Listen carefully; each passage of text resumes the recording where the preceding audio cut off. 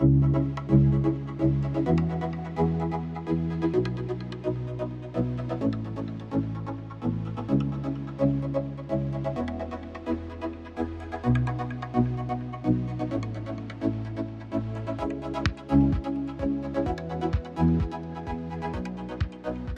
everybody, I'm CJ Arlotta, Associate Editor at Hotel Business.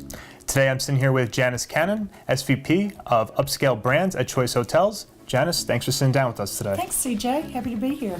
So let's start with the Ascend Hotel Collection. 13 new hotels joined the collection in October.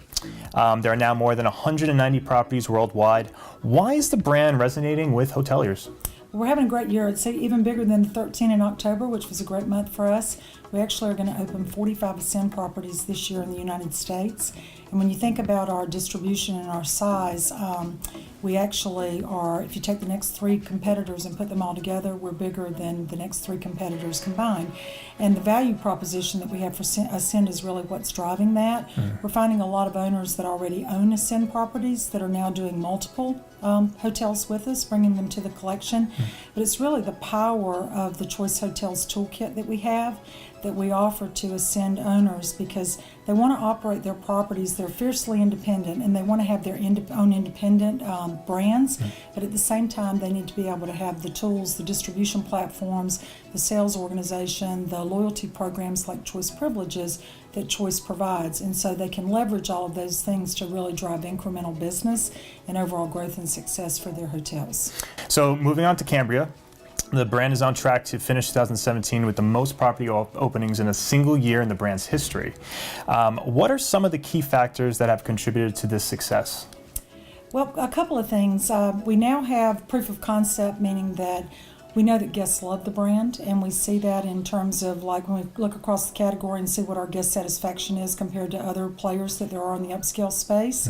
We're the market dominant leader as it relates to guest satisfaction. And then when we think about the second thing, which is really like what is our owner proposition or our proposition to franchisees, we now have proof of performance as well. And so we know that most of our hotels are ramping to about 100% index or better within the first 12 months against the defined competitive set. And of course what that's doing is because we're delivering on the value proposition both from a guest perspective as well as from an owner perspective. That's what's really driving the growth. And I think the third thing is we're really at Choice Hotels, we're so serious about Cambria and our growth in the upscale category that we also are applying our balance sheet. And so we're investing about $475 million into the Cambria brand, and we're doing that across three different investment vehicles. The first is in our major markets, like the top 25 markets. We're taking on JV partnerships and equity positions.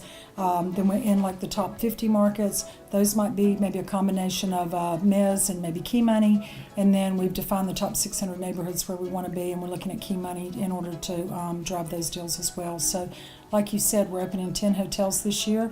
We've got 3 more that'll open right after the first of the year, so about 13 in 13 months, which is great. And then we've got 16 active construction projects that will open. They're actually under construction now, and 70 hotels in the pipeline for Cambria. Wow, a lot of exciting developments. So we're here at the lodging conference. What are some of the key takeaways from the conference for you so far? Key takeaways, I think overall it's been very positive in the sense of how people are feeling about the economic cycle and where we are. There's kind of like 3 recurring messages that we hear. One is that money is cheap, meaning that there's the availability of capital and from the lending environment. The next thing, energy costs have remained relatively low, which is good, which means people can get out in their cars and fly and go and take vacations and travel on business. And then the third thing for us, of course, is unemployment is so low. And so when you look at those 3 things combined together, what that means is it looks like it's going to be a pretty, stable runway for us here in the future. So everybody, I think, is feeling really good about that. Janis, thanks for sitting down with us today. Oh, thank you, CJ.